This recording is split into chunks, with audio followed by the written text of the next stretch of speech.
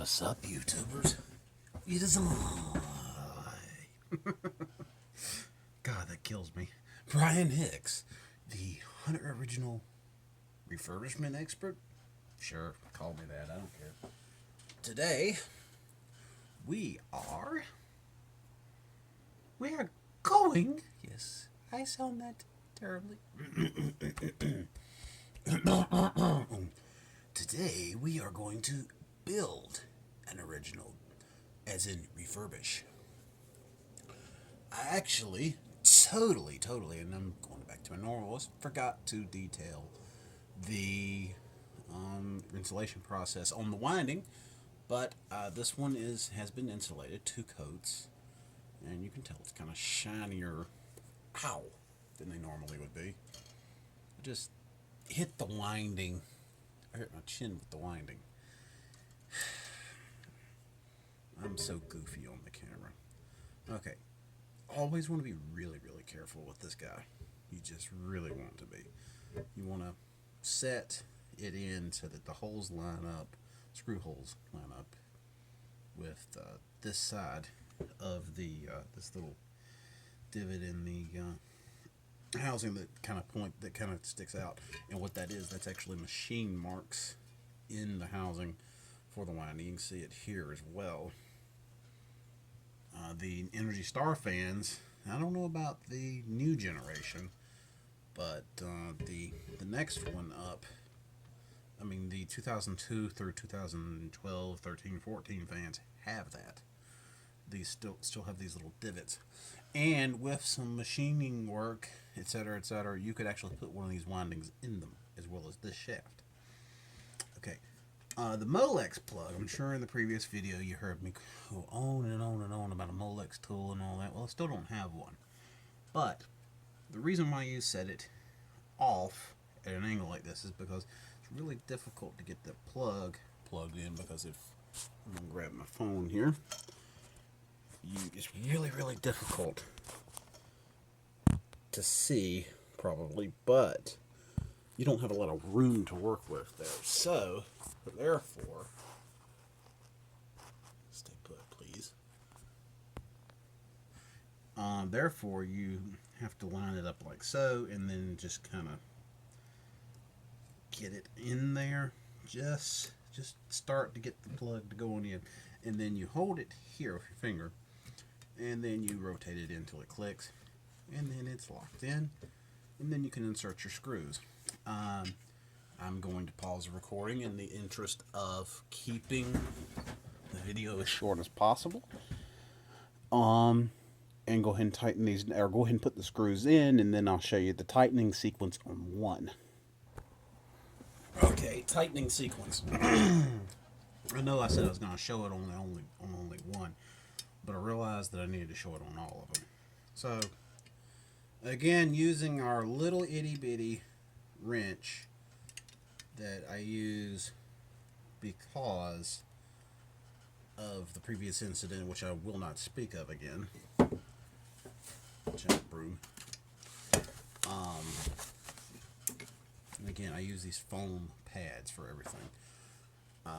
What you're going to do is, and I've already tightened that one, but you're going to use your tool. I mean, you can use a ratchet and socket if you like, but I prefer to use this. Okay, you get it finger tight, so to speak, and then you take your wrench or whatever, and you go 180 degrees. That was 90.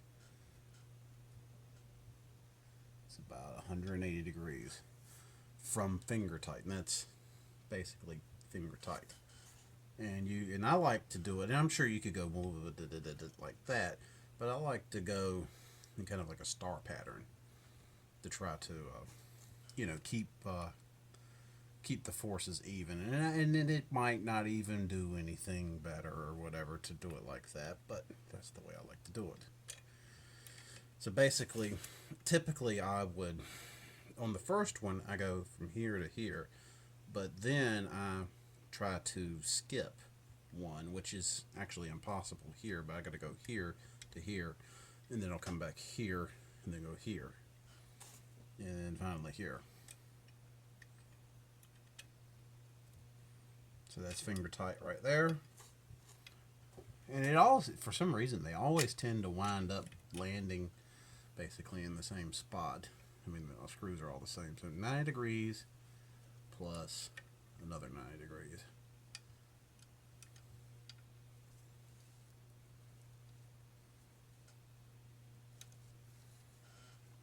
Come over here.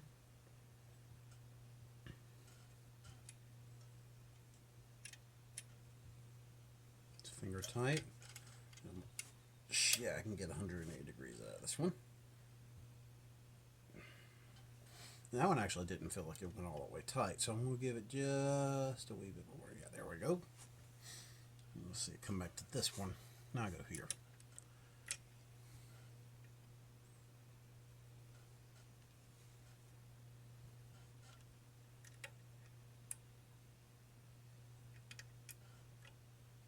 And like I said, I mean, you can use whatever tool you want to use. I do not, for obvious reasons, recommend using any type of power tool for this part, just because of my previous experience. But this is what I like to use. And this is another one that's taking a little bit more to turn, but 180 degrees is generally what it'll take to get tight. And it could just be that I don't have, because of the 2 layers of insulation varnish, and that stuff's fairly soft until it completely cures in. Because I don't. I know that I said that I usually bake these, and I usually do, but in this particular case, I did not bake it, just because it was warm and sunny out. So I left both the windings, as in the previous video, outside for 2 days, and the sun just cured them that way. It's not even really necessary unless you actually have electrical issues to even cure them at all, because really, if the motor's electrically sound, and except for a couple of cases, have I ever had an original motor that was not electrically sound. You don't, you don't have to cure it, because you're not trying to electrically seal anything. I mean, you don't. What's the word I'm looking for? It's not seal, but you don't you don't have to electrically insulate it from itself, basically, because the wires are already insulated, and really, all I'm doing with this, the re-insulation, is just adding insurance and extra life. That's all I'm doing. Sometimes after cleaning the rotors, you'll get a little bit of rust. The fix I have for that is I use basically just wire brushes and a little bit of brake clean.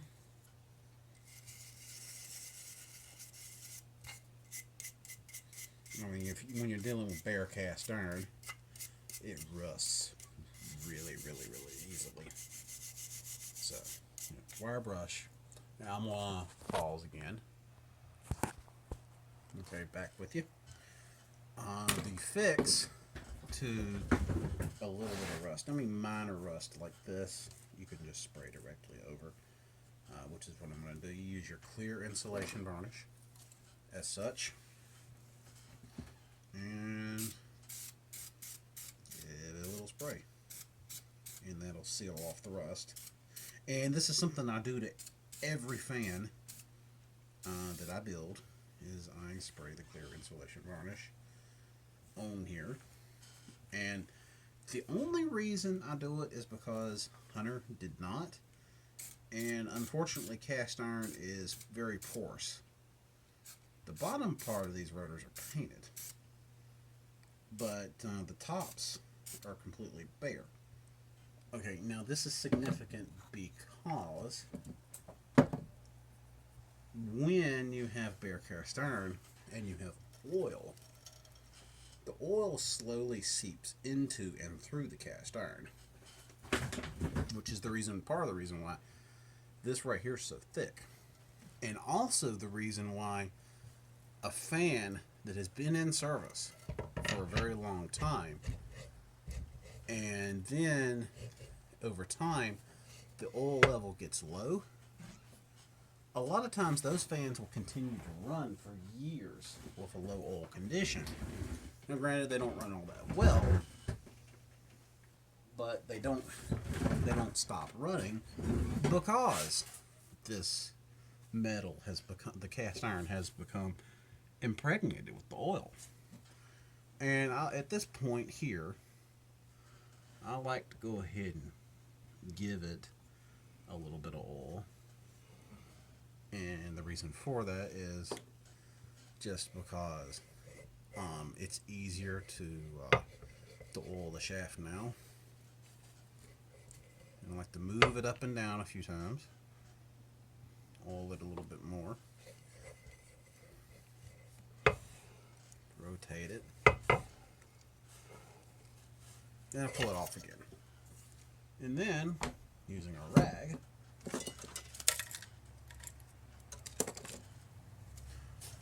I wipe the shaft down again. And the reason for doing this is just to catch anything that could have possibly been in the shaft, or I mean in the inside of the rotor. And what I mean by that is little pieces of lint or whatever. I want this to be clean. And something I didn't show you is there I have what is known as a refrigerator coil brush that actually run through the rotor. Okay, next step. Switch housing. There's my friend. Next step, oil ring replacement. Oil ring. O-ring replacement. I have not really found a great way to get these out, other than just I have just used a small screwdriver and try to break it. Just keep poking at it until it breaks, and that usually works pretty well. And after that, and this one's clean, but I'm gonna go ahead and show you anyway. Oh, I haven't opened my brake clean yet.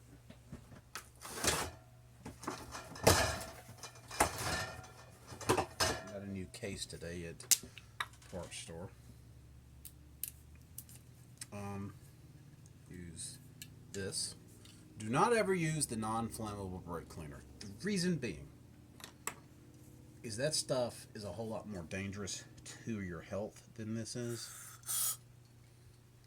But what I usually do, it's like if it's really, really dirty, I will fill it completely up and soak the bearing in it. And heck, I'll go ahead and demonstrate that. I'll just plop everything inside. There's my race. Plop everything inside. And I'm not going to fill it on camera because, the winding's right there. So I'm going to fill it over here.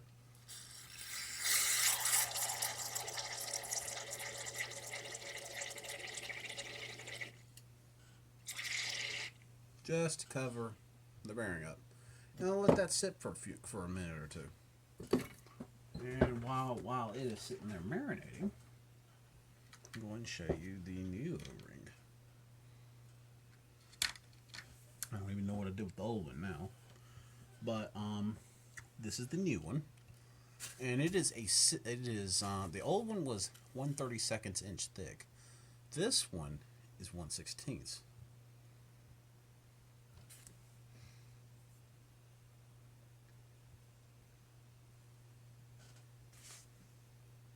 Okay. Now, wait a minute. Is it?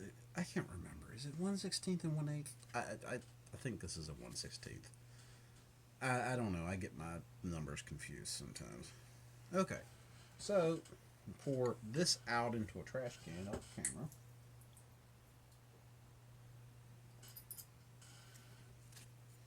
And get you a rag, usually the same one that I use to clean the shaft, and then clean up the bearing.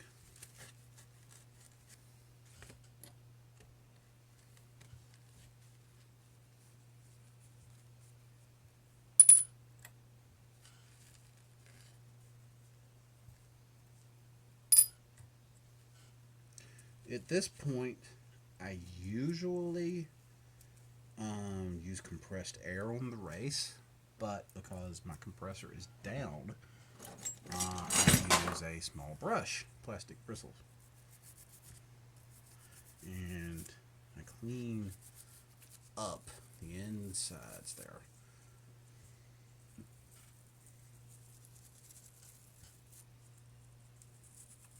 Of just any foreign material that may be there, and then use brake clean.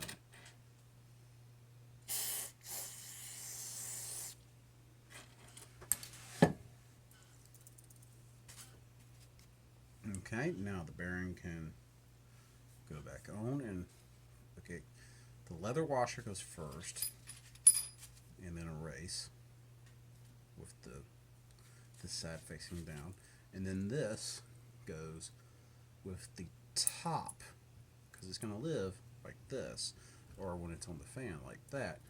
This needs to go like so, because I found through trial and error that if it sits like this, it actually causes the fan to drag a little bit, and I'm not exactly sure why, but if you, well, actually I know why, but I'm just saying, with the cage sitting like so, in the load like this, the balls roll a little bit more difficult than they do like this.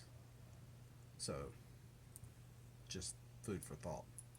That's the way it's supposed to go, and that's the way you'll find them. Occasionally, I've found them flipped over like that from the factory, but not very often.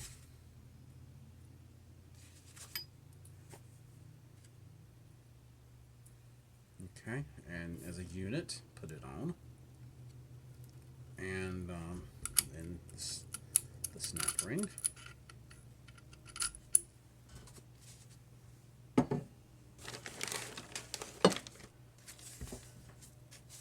And here's the old O-ring.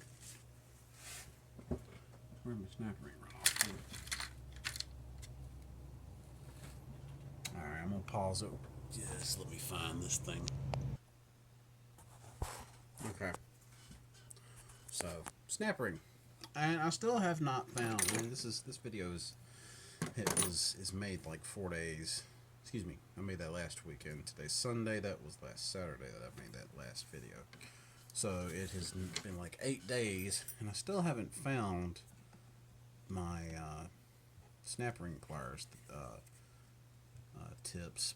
But I have, this is only I've only worked out here one other time since then. Oh, come on now. Not supposed to be this difficult. Well, actually, assuming you don't even have that tool, I'll show you the other way you can do it. You can walk it on with just a screwdriver. It is possible to do that. Just like that. I don't even know if you saw that. I hope you did. But be careful. Don't stretch it out too far, because it won't go back, and you'll be boned. Okay. Remember I was saying I wanted to show you the difference in the thickness of the O-ring. This is the factory one on this side that I cut. This is the one I replace it with. Now, there's two reasons for it. Number one, I feel like it gives a better seal. Duh, it's thicker. But the other reason is it makes it a whole lot harder for the switch housing to unscrew and become loose, which is a known issue. And now I'm cleaning the oil cup. I just use a screwdriver and a rag to scrub it out. And you can see there was a little bit of residue left in there. Then blow it out. I would usually use an air compressor at that point, but again, compressor's down. So I put a drop of oil on the O-ring, and that's not because it needs it. That's just to make it easier to slide it down the shaft of the switch housing. Because being as it's thicker, it may have the same outer diameter. The inner diameter is just a little bit smaller, so it doesn't want to slide as easily. Now, I use the other side of my itty bitty screwdrivers, and I force it down. Well, this one's going to be difficult. It seems like everything is being difficult in this video.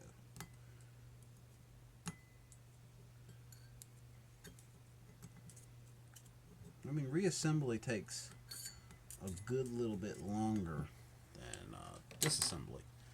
There's a good reason for that, too. To do it right, it takes longer. Okay, let's get me some wire. And today we're going to use black and blue. Or, no, actually, you know what? I just remembered. Because this one had short wire, I've got to run a new white, and I'll show you how to do that too, because that's different. Now, I could, if I could find the Molex pins that this particular fan uses. No, wait, hold on, hold that thought. The neutral is not in the Molex plug. I forget that sometimes. Just ignore me sometimes, y'all. My brain is so full of stuff that the job and everything that I hold that sometimes I forget things.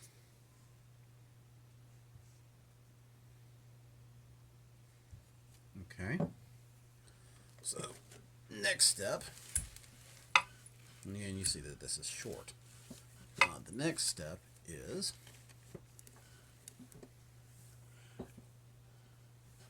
run the black and blue down through.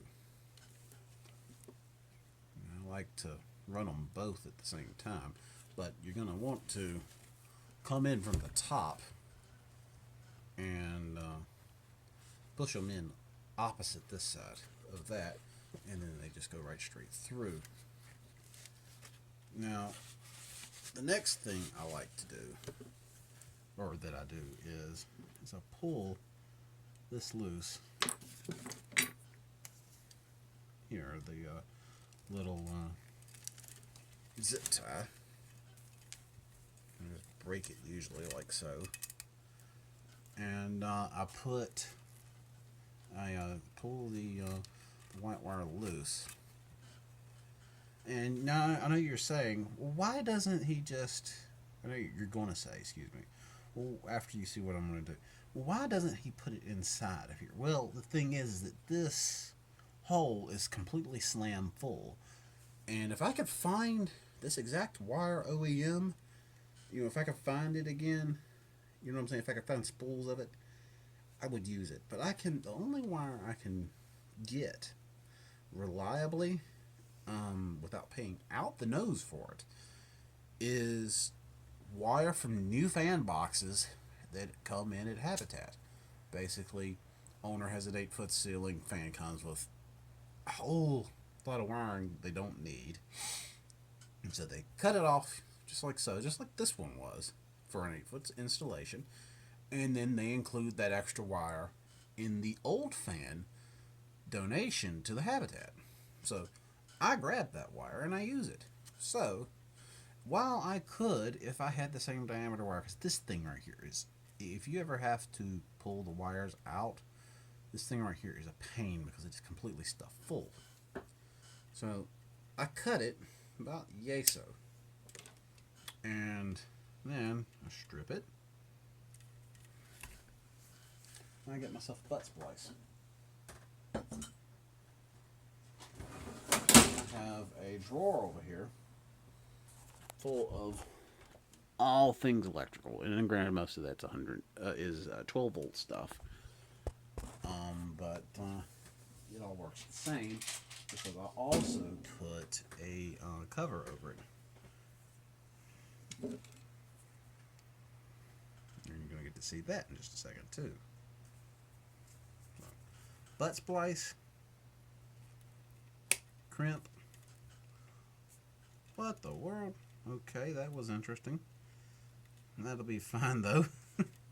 I happened to crimp it on the edge of where the steel ended inside. I've never had that happen before with these.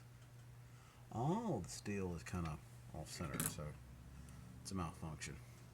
It looks bad, but that's just the plastic. See, it's in there just fine. So, next step is, I'm gonna pause it while I grab this. The next step that I do is I use this cotton varnish impregnated insulation stuff. I'm gonna slide that over the whole works there, just like so, and then I zip tie it together to this. Okay, so let's grab our white wire and run it in.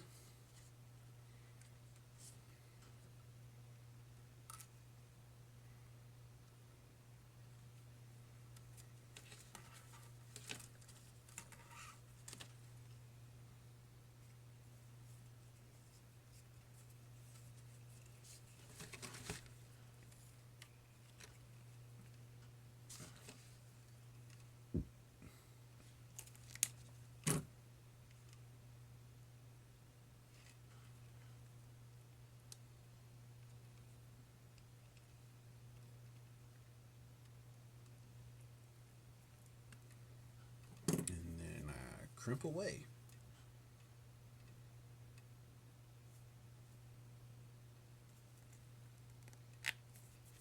There. Nice and tight. And I slide my cotton insulation over top. And the cotton insulation is something that if you've ever seen a Canada spec original, you'll actually see a larger version of that over top of the wires, as that is something that was actually required by Canada's electrical laws that Hunter had to do. So I put me a zip tie on either end.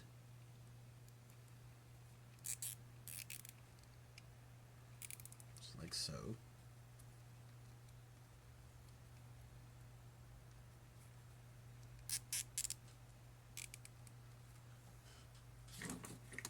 And I cut it off, or cut the excess off. Then, using another zip tie, I zip tie the wires back down.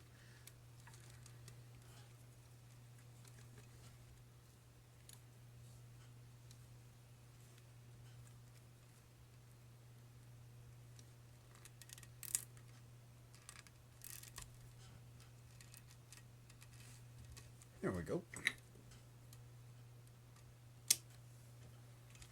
Okay, now that side is done. Now we can put the switch housing on.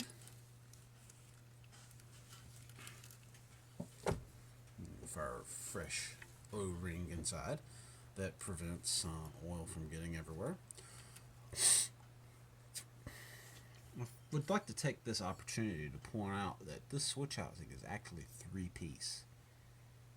You've got this ring here that is held in place by the little divots in the switch housing here, and then you have this, which is pressed into all of this.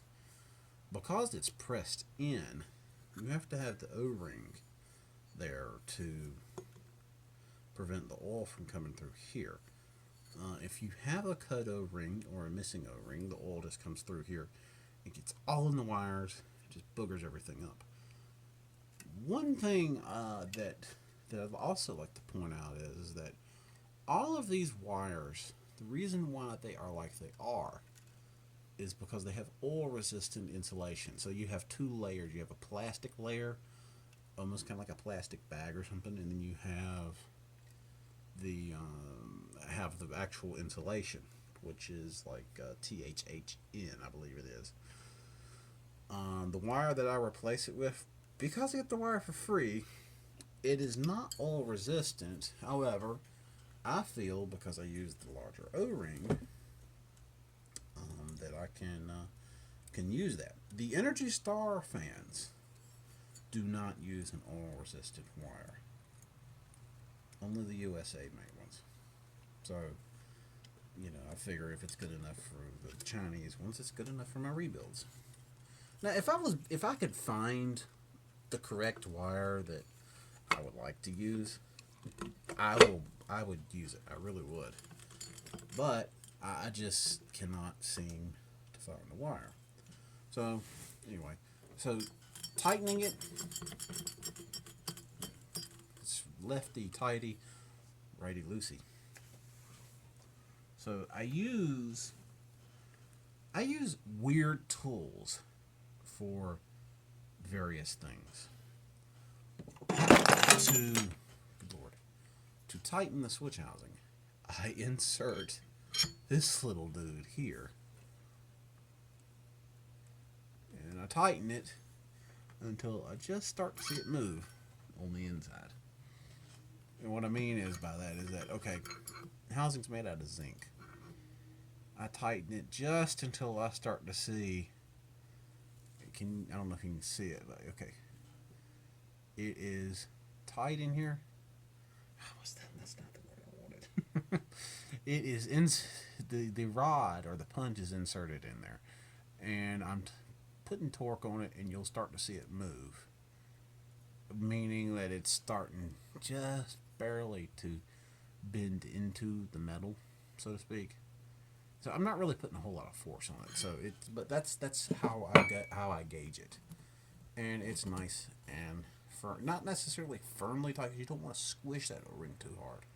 You don't want to tighten it so hard that you cause the switch housing to spin on that shaft. Because once it spins, and I've had this happen before, so I used to tighten the crap out of these because I always felt that they were not tight enough from the factory. Well, I screwed one up one time. That's how I learned that they were multi-piece too. But you want it so that if you put some force on it, it'll start to move. But here's the deal. And again, the thicker O-ring, let's look at it a different way.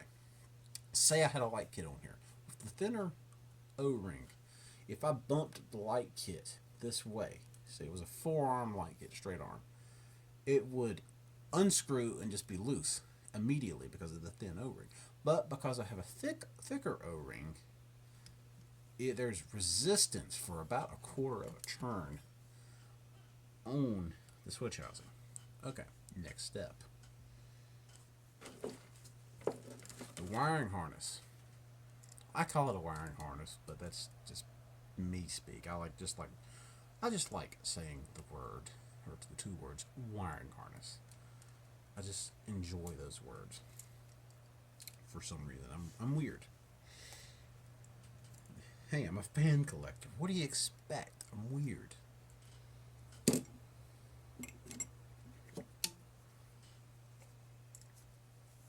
Okay.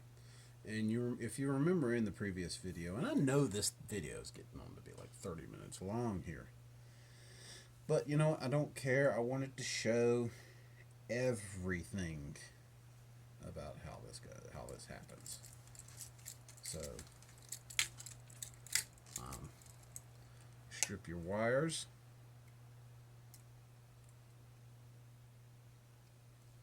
I hope I'm on camera. Probably doing all this off camera, and y'all are just looking at this fan, listening to me talk, and there's nothing really. You're not able to see anything. Oops, that was the 16 hole.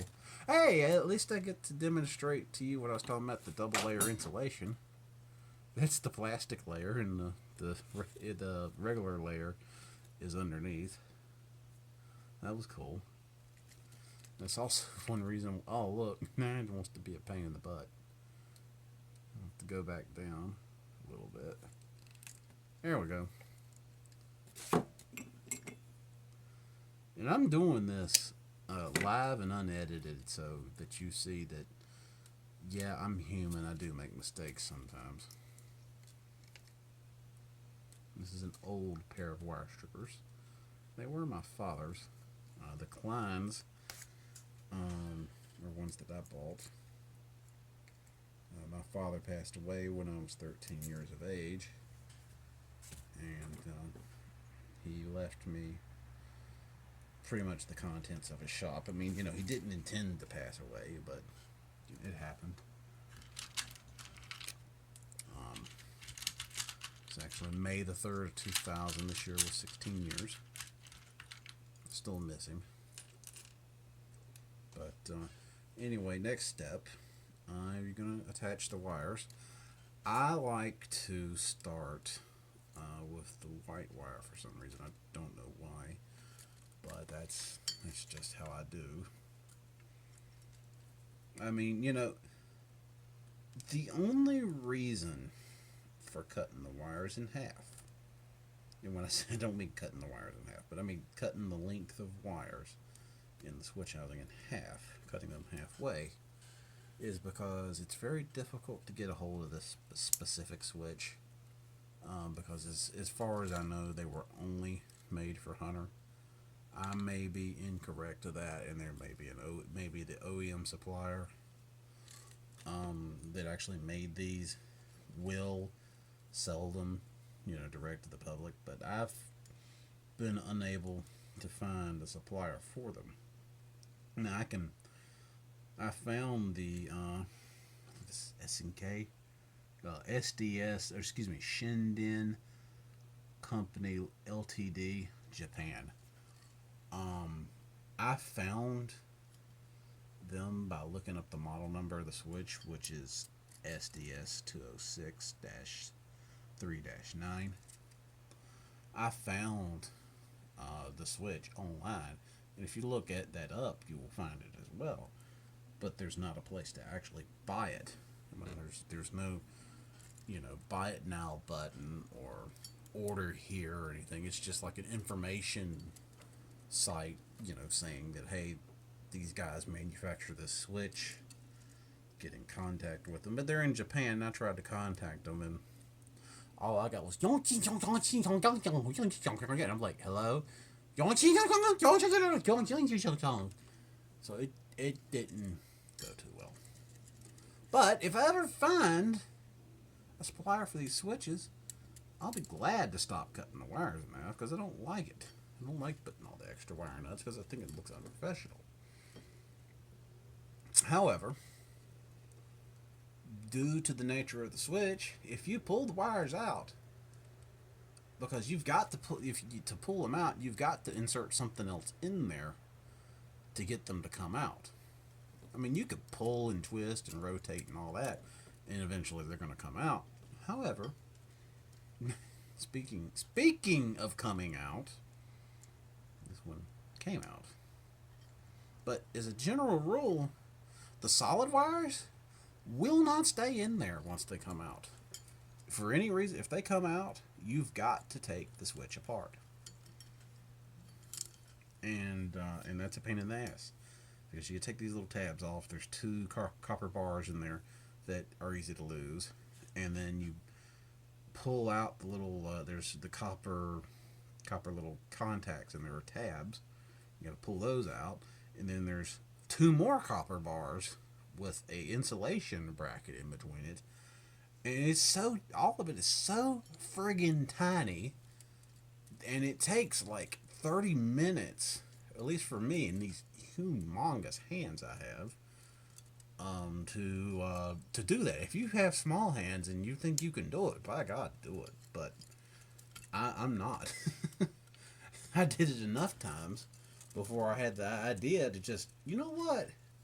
Instead of putting myself through all this pain and strife and all that jazz and whatnot, just do it like that. Just cut the wires halfway. And I was like, oh, yeah, that works. Okay, I know what the wiring sequence is for the pull switch, but I would like to show you the wiring sequence for that switch. Because I own two of these. God knows this video is going on 40 minutes long. I own this guy. So, we've got, I'm going to change my angle here. I'm pretty sure you'll be able to see that because that's the angle there.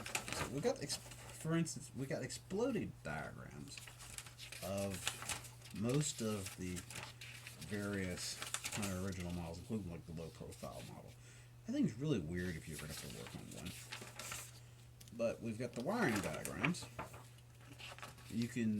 They actually give you a diagram and instructions on how to replace the reverse switch on the wall. Meaning you take all the wires out of here and run them up the pipe and through the wall.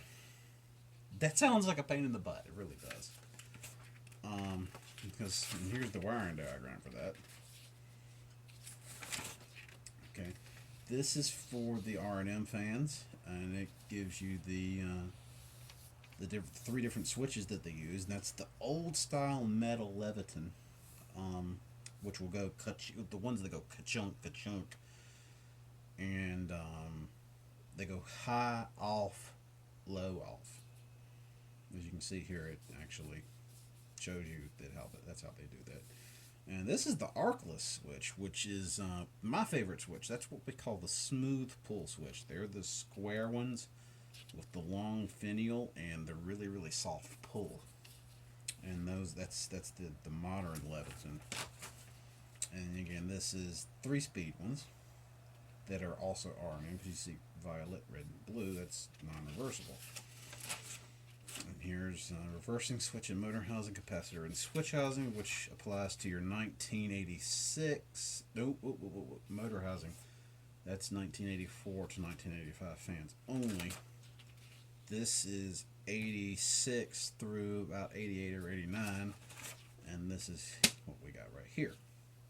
And it shows you the reversing switch. And I'm actually going to hold this here so you can pause the video if you need it. And you actually should be able to pause the video because I held the page open for long enough for each one of those. Should be able to pause it because it's just 1080p. Take a screenshot and blow it up. So, for whatever reason, I always get medium and low mixed up. I always tell myself that gray is medium and yellow is low. And on the brass fan that's running behind me, that is actually on medium right now because I accidentally did it wrong.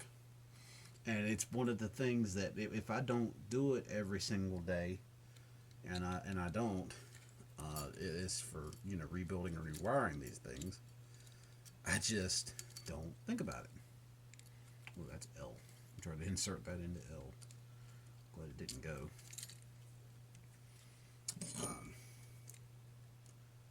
This is going to be the L wire. Being as this is does not have the tinning on it that the original wire does, you need to make sure you twist it really well. And then insert it gently. You're going to have to wiggle it a little bit, then go push it in, pull it out, push it in, pull it out a couple of times. And we're getting a little bit kinky in here now. Since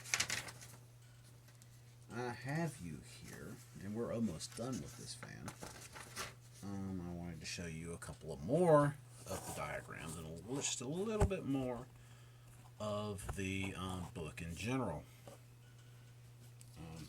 Here, actually flip too far. Here they detail how to change a 2 or 3-speed non-reversing winding. They call it a field with 3-speed reversing Y-lam field, which is what this is. And I mean, they if you on eBay, they had recently somebody was selling a kit that would that was a conversion kit basically, which is what this kit was. I actually bid on that, and that sold for like over $100.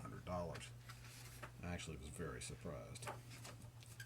And this is the most commonly requested parts from non-originals. It gives you prices and stuff and all the finishes that they made the non-original fans in. Da da da da da. Blah blah blah. And this is general breakdowns on and the model numbers of all the fans. I will hold it for a few seconds. I don't know if this is going to show up in the video, but hopefully it will. Like I said, you should be able to pause it and get yourself the information that you need by taking a screenshot. Carlton, on Craigslist, there has been these two Carlton fans up in somewhere up in Illinois or something. That's what that is referred to. Barrett's Carlton 2. This includes pretty much everything that's non R&M. This book was made in 1997, so it includes everything from about 1989 or so on up to 1997. Like you got your second centuries, you got your classic originals, and somewhere on this page, there's your 1930s fans and the 1936. Got some 230-volt fans here. Here's the Embassy that everybody knows. Here's Gunmetal Infinity, Christian Chandler. I refuse to call him Chris. I call him by his full name, Christian, because it's his given name. I know, and he can choose to call himself Chris. I don't care. I'm still going to call him Christian. But that's the model number for that. They also, if you look really carefully, holy crap, there's a listing for Chrome there. 25281. Chrome. Chrome Infinity exists. Now, is it brushed chrome or is it chrome? I don't know. I have a feeling it's probably brushed chrome. But anyway, just thought I'd point that out. And then you got the Passport Clarion Mayfair, which is pretty much all the same fan, except for the Clarion was, I think, manufactured for Kmart. Or maybe was it not Kmart, but maybe Walmart. I can't remember which. But no, the Mayfair was Kmart. Got your Spectrum. I don't know what a contemporary is, but it was made in bright brass and white. The Summit, which is the precursor to the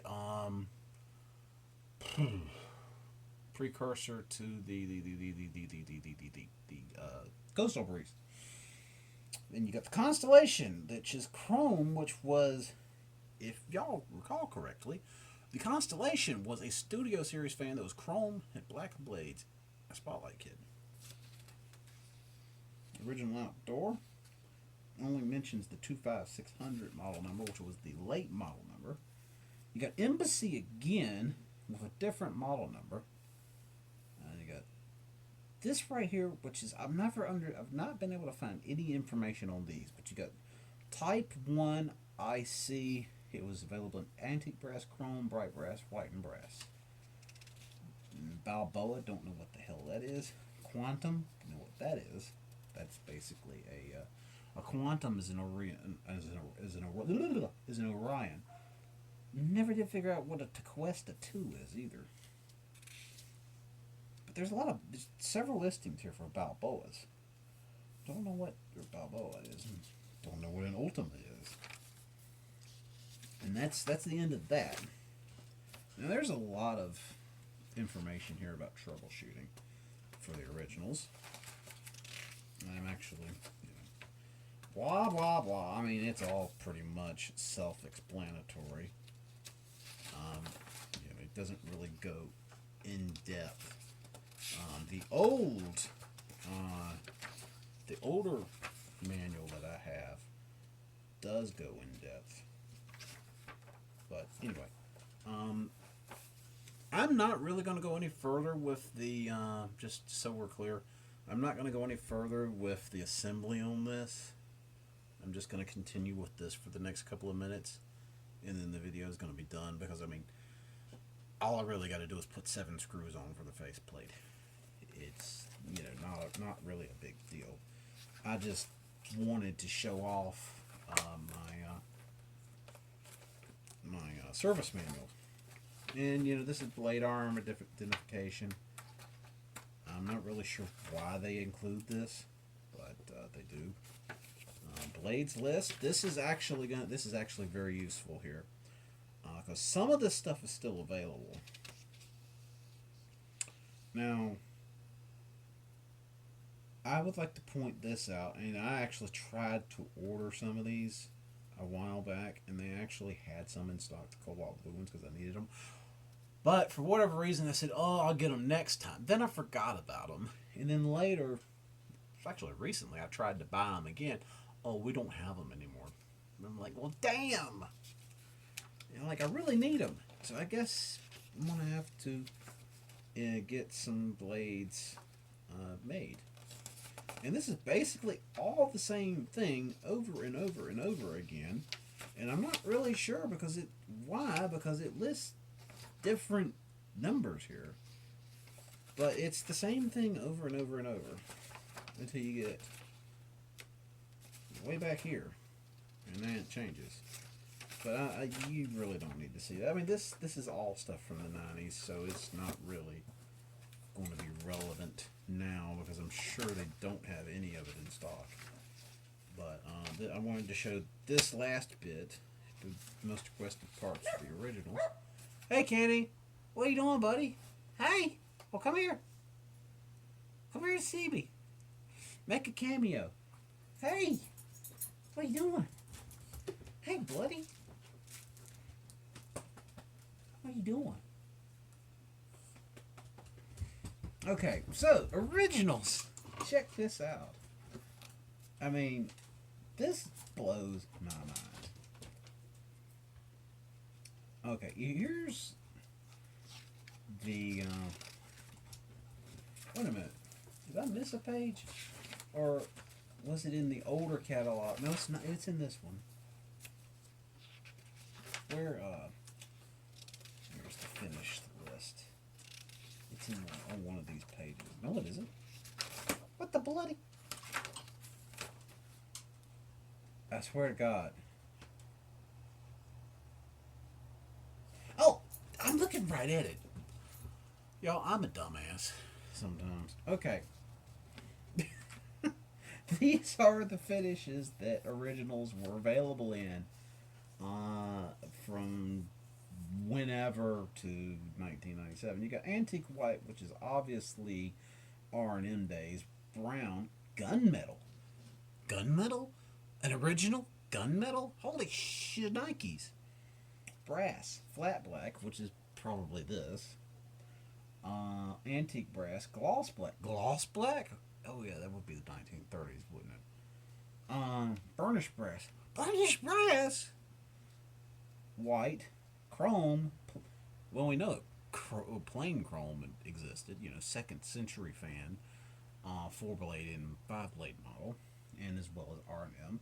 And it brushed chrome. Holy crap! Satin brass. What the hell? Sand. Outdoor original model 25602. Available for only a couple of years. There's several people looking for them. I'm actually building one for John Pernock, by the way. White. Copper. Holy crap! Hunter green. Gloss white. Cobalt white. Wine red. Verde. And terracotta. Terracotta! I'm gonna do it. Banana, banana, banana, terracotta, banana, terracotta, terracotta pie. Okay, could not resist. So, I would like to also point out a couple of more things before I go. U-bracket cost $19.97.